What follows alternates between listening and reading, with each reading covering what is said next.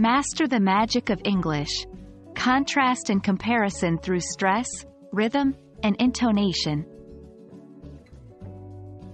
Hello, learners. Welcome back to our journey of mastering the English language. Today, we're going to focus on something quite special. We're going to explore how stress, rhythm, and intonation can be used to create contrast and comparison in English. This skill is crucial for effective and clear communication. Ready? Let's dive in. When speaking in English, or indeed any language, the way you say something can often be as important as what you're saying.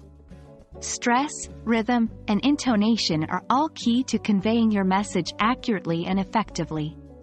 Stress is about placing more emphasis on certain words or syllables in a sentence. Rhythm is the pattern of stressed and unstressed syllables. Intonation involves the rise and fall of your voice. By manipulating these three elements, we can change the meaning of our sentences and create contrast or comparison. One way we can use stress and intonation is to create contrast. This is typically done by stressing the words that are crucial for understanding the contrast.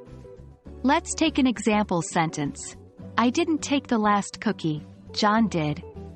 Notice how by stressing I and John, we are creating a contrast between the two subjects. The same sentence without the stress would not convey the same meaning. I didn't take the last cookie, John did. Now, what about comparisons? Much like contrast, comparisons can be highlighted using a combination of stress and rhythm.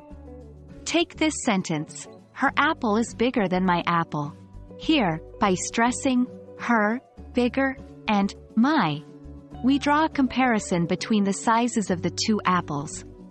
Without the stress, the comparison would not be as clear. It's time for you to practice. Try using stress, rhythm, and intonation to convey meaning in the following sentences. 1. I'm not going to the party, she is. 2. Your house is closer to the school than mine. 3. He doesn't like coffee, but he likes tea. Remember, the key is to stress the words that create contrast or comparison. And that's it for today, folks. Remember, stress, rhythm, and intonation are your friends when you want to create contrast and comparison in English. Keep practicing these techniques, and you'll soon master the magic of English speech. We hope you found this video helpful. Stay tuned for more, and keep learning.